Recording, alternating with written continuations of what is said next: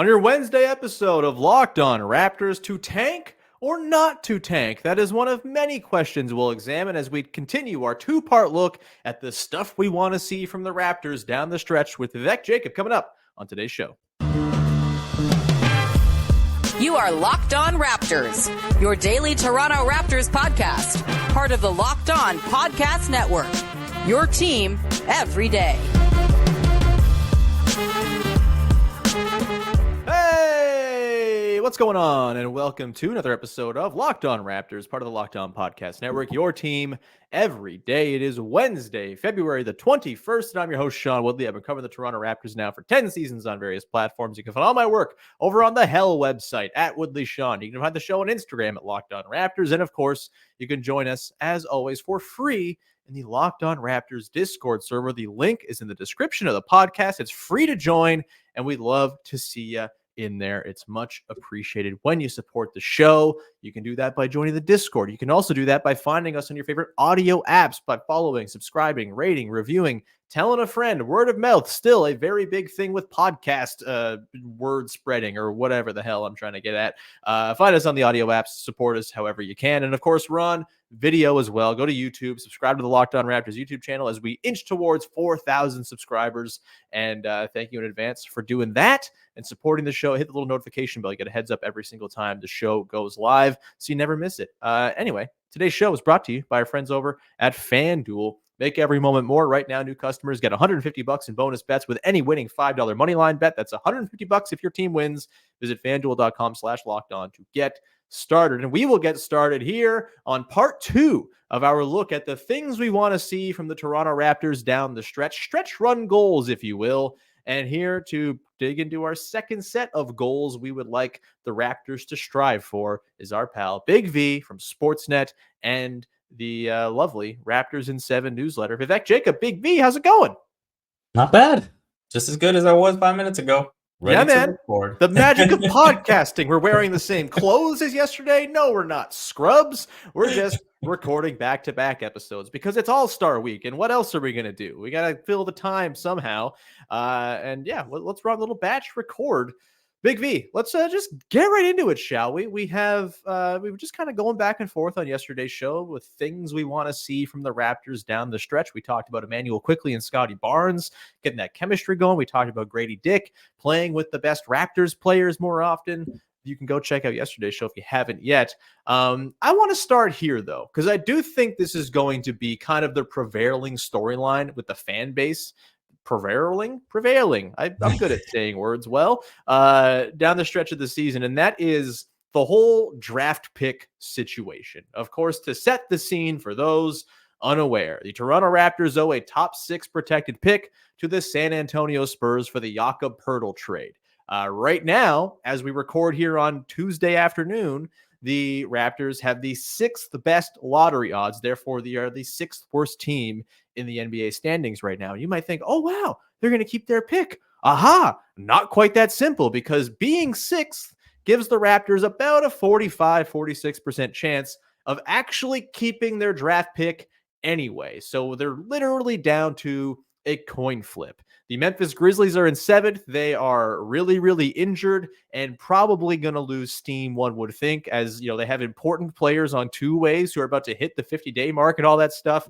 They're probably not long for this race. Either they're going to tumble. The Portland Trailblazers right now are 3.5 games worse than the Toronto Raptors. That's a lot of games to make up down the stretch. And so it seems like 6th, 7th, or maybe 8th, with the Nets firing Jacques Vaughn and being really bad, are kind of the spots the Raptors can land. And I know there's lots of different sort of philosophical wonderings about what the Raptors should be doing regarding this draft pick.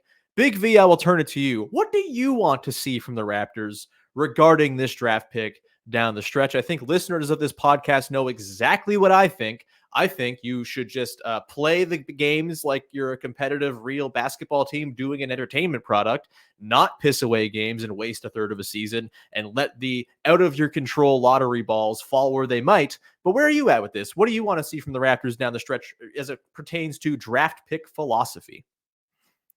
Yeah, I personally would like to see the pick convey this year. Mhm. And I would like to see the Raptors have a pick in the better draft next year. Yeah. But I think based on the basketball that we've seen post trades, they seem to want the pick. And so uh, I don't know what that means in terms of setting themselves up for deals on draft day and better positioning themselves that way, and what that might entail. It still might not mean, actually keeping the pick, right? Mhm. In the sense of, the conversation that we're having, whether it's to, be bad enough or whether to be good enough to not have it. They might still work it into a trade or something like that. And so Mhm. I think that seems to be their perspective of it, which I disagree with. I would rather just have the pick next year. But yeah, I think it'll come down to judging, if you do get the pick, what type of deals are done thereafter in the summer. Mhm. It's going to be a big summer, right? Huge summer, yeah. And I don't know if I totally agree that they've sort of telegraphed that they want to keep the pick. I think they've been trying. They're just bad. And so I think there's a difference between like actively trying to lose games versus just kind of not having the juice to win games. And frankly, I think the way they've played, considering the talent they have on hand, has been pretty pathetic for the most part. And like I do think there is more in terms of results to be milked out of this roster down the stretch. It comes down to whether or not they kind of pack it in, right? And turn any sort of little injury into a season ender. And, we've seen this movie before. We saw it with the Raptors back in the Tampa season where the entire team got COVID when they were just kind of hitting their stride and then they packed it in. Fair enough. They got Scotty Barnes out of that. I think this year, I think just because of how messed up this season has been, how fractured it's been, how little time they've actually had to sort of instill Darko Rajakovic's system and philosophies, how little time they've actually just had to play with the team that they know more or less they're going to go into the future with.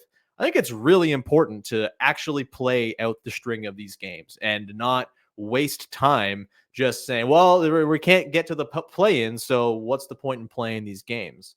And I think obviously the wrinkle of the pick protection fuels this whole philosophy. If the Raptors had no shot right now at, or sort of, had a guaranteed shot at keeping their pick, then I'd be like, okay, fine. I get it. I disagree with the sort of principle in a thing that's supposed to ostensibly be a competitive enterprise, but I understand why they would go and try to tank down. But right now, it's so out of their control anyway that I would rather just see them make use of these last few games. And there are upsides to both things, right? I think conveying the pick, I'm with you. I think there's a lot of value to that. Just going into this summer with a clean slate. This is a draft that, has been sort of branded by those who know about the draft as not very top heavy in talent, but kind of deep in guys who could be decent contributors. And so you have the Pacers pick at 18. You have 31 or 32, depending on where the Pistons finish up. Like those are two picks that are going to be valuable in this draft in a range where, the sort of consensus seems to be that like 15 through 45 is very, very similar in terms of talent pool you're pulling from. You're going to get two useful players, you would think, with those picks if you trust your scouting and all of that. And so it's not like you have nothing if you convey your pick to the Spurs this year. Obviously, it's nice to get top end talent as well. And as much as we look at this draft and say, "Ooh, it stinks," like getting a top 4 pick or whatever, if they happen to get some lottery luck, that's great. Like that's a valuable thing to add to this team if they choose to use that pick and add to this team. Maybe they get Alex Sarr, who's a big center who could be sort of a big man of the future. There's lots of other players that we'll examine in this spot, Ron Holland, et cetera, et cetera. We'll talk about it once we know if the Raptors actually have their pick. There are things, there are upsides to getting the pick. I just don't know if the upside is so clear and obvious and so outweighing the upside of just conveying the pick and getting it off the books that I need to see them go and try to catch the Blazers or whatever, right? Like it's going to take a lot to catch the Blazers. The Blazers are really bad and have a 3.5 game edge in the standings, if that's how you're looking at it. And it really comes down to it being an optics thing, right? Where, okay, you give up the 7th pick in the draft. That's bad. Like you don't want to be doing that. But beyond the optics of it, I don't see really all that much of a difference in terms of just like the team building value versus getting a top 6 pick in this year's draft, which everyone deems not very good at the top, versus just conveying it, having your pick in next year's draft, and having all of your picks again at your disposal this summer to try to go and make something happen. Like, am I missing something here? Is it some great, indignity if the Raptors don't get the 6th overall pick in this draft? Like, I just think the optics of it are really the thing that has people hanging up on it more than anything else. Yeah, I mean, I feel like we've kind of gone ad nauseum on what the ramifications are either way. And I just feel like, I respect the front office enough to just say that, hey, if they see value in keeping the pick and, having that flexibility between, say, 6, 17, and 31, as opposed to just having 17 and 31, then obviously they might have something in the works, right? And so I think, how that plays out, again, all comes down to just evaluating the summer. If it comes down to keeping the pick, then okay, what transpires? Are you actually using the pick? Does it get worked into another deal? And then obviously it's very clear if the pick just conveys this year, right? And as you said, clean slate going into next year. You have that pick handy. You're not under any kind of pressure in terms of what your record is next season, right? And it's like, hey, if things continue to be a struggle next year, then hey, that's no issue at all because you got your pick. Yeah, for sure. And also I would say, like, again, if the Raptors jump up to 1, 2, 3, or 4, great. That's the high end talent play. 6th and 18th, like, not that wide a gulf. Sure, it'd be nice to have 2 shots at that and get both 6 and 18 in a given draft. But like, if you go back through history, 6 versus 18, it's really not that much of a gulf in terms of what you're looking at. If you outside of the top 3 or 4, the talent drop off every year is basically the same. And so, again, I'm not so pressed. I just want to see them play competitive ball, man. It's been a nightmare season as a fan, just as far as like watching interesting basketball every night. It'd be cool to close this off on a pretty nice stretch of, all right, the pick is out of our control. Let's just play the games we have in front of us, see what kind of foundation we can lay, and have a bit of a happy-go-lucky, even if it's a bit of a fool's gold close to the season. That can be a nice way to send you off into the summer and next season with some good feelings in your heart. We'll leave that for now. We'll come back on the other side. We'll get to your next thing you want to see from the Raptors down the stretch, Big V. We'll do that in just 1 second.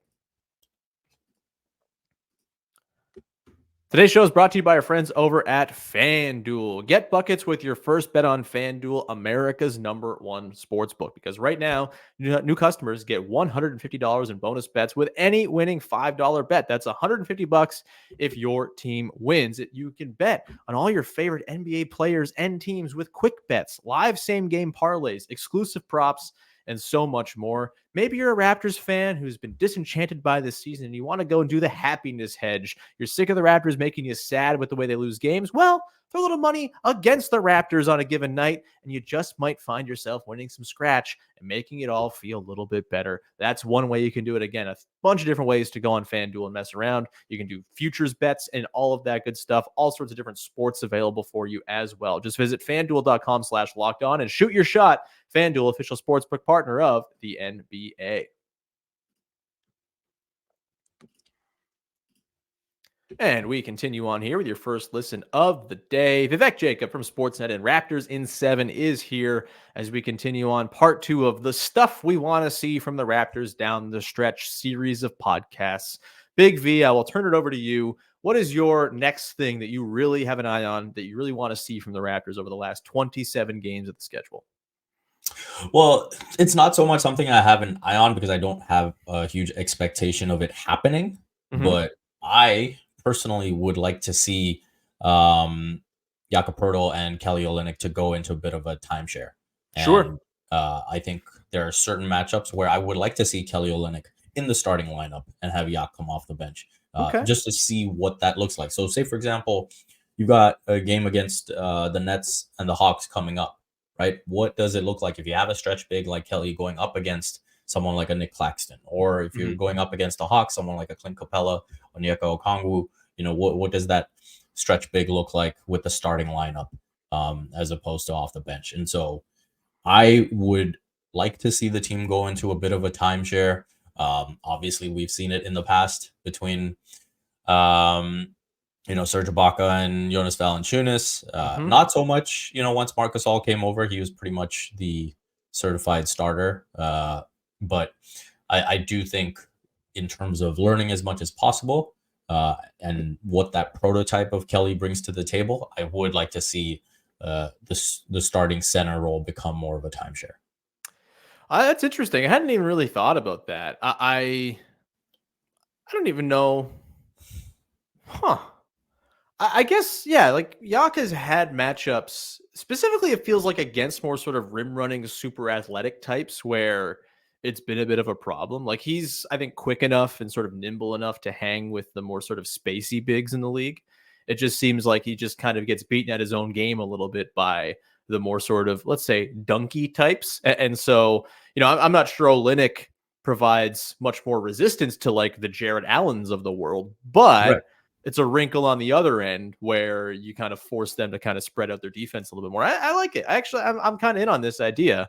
I think I'm a little bit more intrigued by the idea of them playing together too, a little bit. That might come with its own defensive struggles, but we've talked about Grady Dick sliding into the starting five over Gary Trent Jr. I could totally see an argument for Kelly Olynyk taking that fifth spot as well, just offering a little bit more playmaking, a little bit more connectivity, and a little bit more shooting, obviously, to kind of replace what you lose in Gary and having just more size on the floor. Not to say that Kelly is going to go and stay in front of perimeter fours and who are going to, blow by him and stuff like that. But I think just size is valuable, and having Kelly Olynyk out there with Jakob Poeltl could be useful. But yeah, I'm not against it, man. I think that's a pretty interesting one with Kelly swapping in for Jakob Poeltl. Do you think that is like, again, it's like an optics thing, right? It's, this guy you traded your first round pick for, who you're probably going to convey, or you might convey, is not even starting for you. Is that like an optics thing they can stomach? That's something that I'm sure will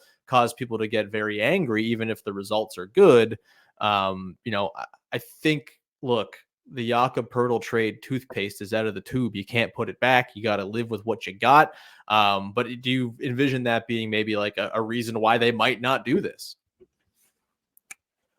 Not so much, just because I feel like with Kelly, you might have a bit of an agreement in place. Doug Smith suggested there might be, an extension coming.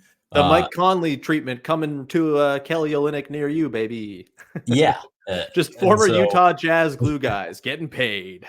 Yeah. And so I think it's just the fact that he's someone that is valued by the Raptors. And this is another thing that Bobby Webster has said after the deadline, right? It's like, hey, we want to see what a Kelly prototype looks like next to Scotty. Well, hey, the best way to do that is to get him in the starting lineup.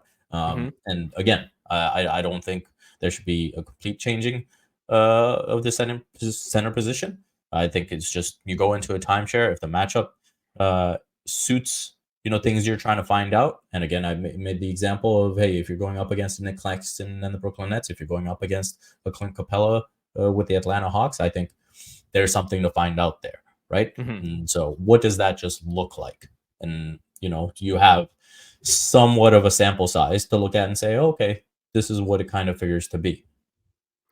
Yeah, it makes sense. And we lived it, right? With Ibaka and Gasol having 48 minutes of reliable center play and differentiated center play is a really nice thing to have on your team. Obviously, I would say, Poeltl and Olynyk both below Ibaka and Gasol at their levels when they were with the Raptors. So we're not, doing a like for like comparison here, but having those different looks for two guys who are, exceedingly competent, I think would be very nice. It's not like they're throwing Jontay Porter out there to be like, oh, what does Scotty look like with a spacing big who doesn't really do anything else? Like Olynyk does a lot of stuff to kind of connect. That would be, I think, sort of the one concern, right? We saw when Poeltl was out how just sort of unconnected and lifeless the offense seemed. They didn't have most of their playbook available to them.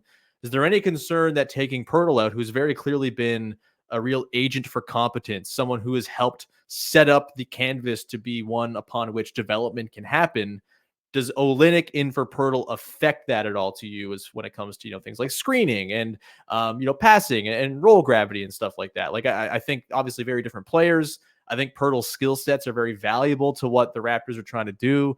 Would Olynyk's different skill sets cut into the developmental potential for the main guys down the stretch, do you think?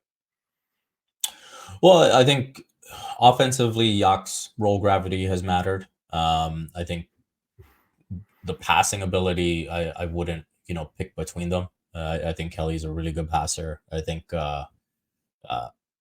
the positives of that spacing and being able to play that 5-out offense would certainly intrigue me. Obviously, defensively, there's going to be some concerns. Mhm. But again, that's the positive of just having Yak there, right? I think before, when you talk about this stretch without Yak, it was the fact that you didn't have him at all. Yeah. Right. And so you're relying on, and while we're making comparisons, Kelly's better than Jontay Porter. And so I like Jontay. I think there's a decent player there, but right now, with where their careers are, I think you'd certainly take Kelly over Jontay. And so, yeah, I think, again, it's just about asking these questions that are worth asking, right? Mhm. And so I do think it's worth asking, hey, what does, a center that can shoot the ball look like next to a Quickly and a Barnes and an RJ, and just help you inform your decision making in the long term. Yeah, to answer my own question, I don't think I'm concerned at all if Olynyk's in there and sort of the drop off in competence. It would be a different looking team, but I do think having Olynyk, we talked about yesterday, the spacing issues that Poeltl provides when you're talking about the Quickly Barnes, two-man game. You want to run a little, Scotty is your sort of nominal offensive center with Quickly and Olynyk spacing. All right, I can get on board with that. That probably helps you massage that two-man combinations a little bit more effectively than when Jakob Poeltl's even in there. So I think there are, sort of upsides and downsides to having both guys in, but both guys can bring things that help do the thing that's important down the stretch, which is develop the chemistry and the fit and the just overall games of Barnes, Quickly, Barrett, Grady Dick, Ochai, those guys who kind of matter for what's coming up down the line. So I'm with you there. An interesting one that I did not expect to get dropped on me today, dude. We'll come back on the other side, see what other surprises Big V has in store. We're going to go rapid fire through our last things we want to see out of the Raptors down the stretch. We'll do that coming up in just one sec. Today's show is brought to you by LinkedIn Jobs. And look, when you're hiring for your small business, you want to find quality professionals that are right for the role. That's why you got to check out LinkedIn Jobs. LinkedIn Jobs has the tools to help find the right professionals for your team faster and for free. LinkedIn isn't just another job site. It's a vast network of more than 1 billion professionals. That's with a B, which makes it the best place to hire. It gives you access to professionals you can't find anywhere else. LinkedIn does all that while making the process easy and intuitive. Hiring is easy when you have that many quality candidates. So easy, in fact, that 86% of small businesses get a qualified candidate within 24 hours of posting their job. That's pretty sweet. LinkedIn knows that small businesses are wearing so many different hats and might not have the time or resources to hire. I've been a hiring manager before in my time. It's a lot, and you can't really do other stuff on top of it to really make it all work. LinkedIn helps you by making that so much easier. They even just launched a feature that helps you write job descriptions, making the process even easier and quicker. Post your job for free at linkedin.com/LockedInNBA. That's linkedin.com/LockedInNBA to post your job for free. Terms and conditions apply.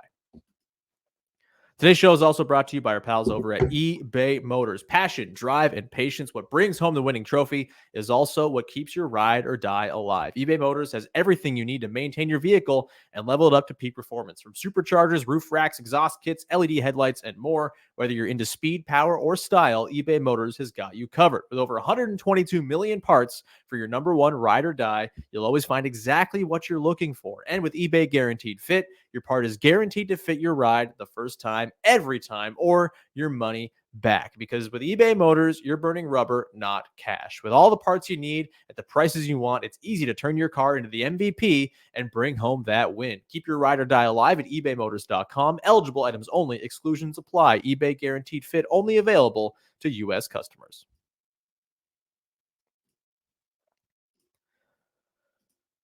And we round out the show here. Big V, Vivek Jacob, along as we trudge through the many things we want to see from the Raptors down the stretch. Kind of nullifying the notion that there's nothing to play for. There was a lot for the Raptors to sort out here after a season of messiness and uncertainty and broken timelines and all of this stuff. So to close out here, we're going to rapid fire through our final things we want to see from the Raptors down the stretch of this season. Before we do that, however, just a quick heads up. Locked On Sports Today 24/7 is your daily, all-day Locked On feed on YouTube. Go subscribe. Locked On shows covering all the biggest stories and all the sports all day long, from the national shows as well as the local shows, with the local experts covering with the expertise you only get from Locked On. Go do that right now. Locked On Sports Today 24/7. All right, Big V. Let's go through some quick rapid fire things we want to see down the stretch from the Raptors. I'll go first here. I want to see the Raptors give us some clue as to what the hell they're trying to do on defense, man. It's been an interesting year. No continuity whatsoever on that end. I don't begrudge them necessarily for not being like a top 10 defense. It was sweet when they were for the first 2 weeks of the season before the starting lineup at the start of the year fell apart. But it's just there continues to be very little in terms of an identity to what they want to do on defense. The thing I've been checking all season long is sort of the shot distribution that they're allowing to opposing teams. Does it give us an inkling as to what their defense is aiming towards? And this Raptors defense is just kind of like meh at everything. They're 16th in rim percentage allowed in terms of frequency. They are 12th in terms of mid-range frequency allowed. They're 20th in terms of non-corner threes allowed. They're 12th in terms of corner threes allowed, 16th in terms of threes allowed overall. There's no, I think, funneling of one specific kind of shot. There's no sort of attention being paid to any specific area of the floor. It's just kind of rolling five guys out there and saying, stop the ball, would ya? And they're not doing that. Big V, any thoughts on the defense, things you'd like to see on that end of the floor as they try to just kind of get their house in order after a season where their house has been in shambles? Yeah, hopefully, some of it is just, all the new faces that have come in and having to make the adjustments, and we'll see a better team defensively down the stretch here. For me, if, you want to teach good habits, if you want to teach, commitment to the cause and just hustling like crazy. Another thing I want to see is Chris Boucher be a consistent part of the rotation down the stretch. Hey, there you go. Sneaking in a little guy. This is great. I love it. I think that if he wasn't going to be a part of the rotation, if you didn't see him as a part of the team, then you should have moved him at the deadline. He's here. He is a part of this roster. I think he brings some valuable elements for this young team to learn from.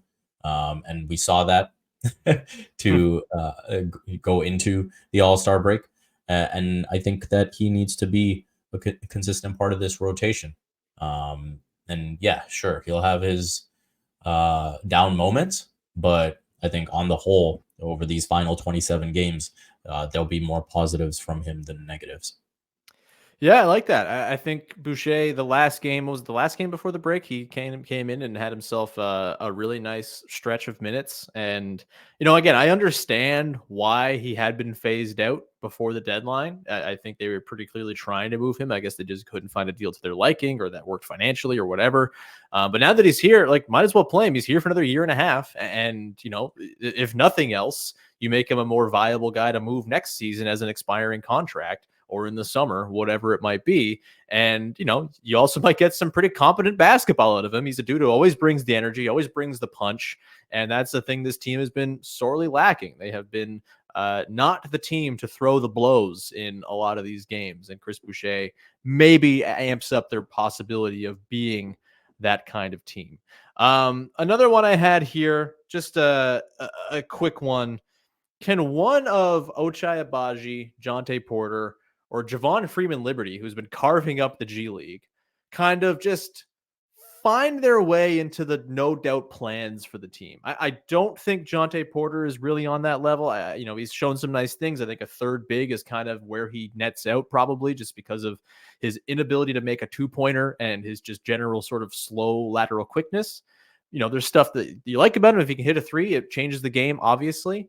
But like Javon Freeman-Liberty obviously has some juice. Ochai Agbaji is, I don't think yet sort of a sure thing in the long-term plans. We can add Jordan Nwora into this as well, although I'm kind of out on the Jordan Nwora experience already. Can one of those guys, make a claim to, oh yeah, we're going to be in the rotation as one of the top 8 or 9 guys next season. There's nothing you can do about it. I think that's a pretty interesting subplot here. Do you have any faith in any of those guys in particular of kind of seizing the day and becoming a no-brainer part of the plans next season? Well, I mean, I think Nwora showed a little bit to be excited about. He did in 2 games, and the rest, it's been a disaster. Yeah.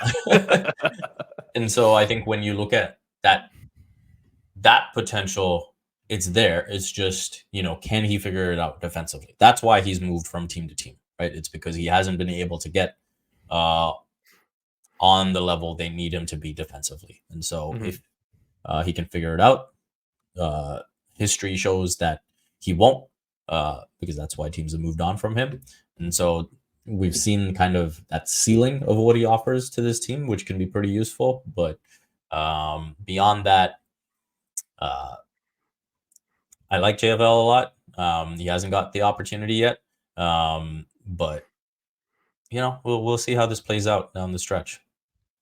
Yeah, I mean, you would think no more Dennis Schroeder suggests that maybe there's some run there at the guard spot for Javon Freeman-Liberty at some point. Obviously, Bruce Brown's there too.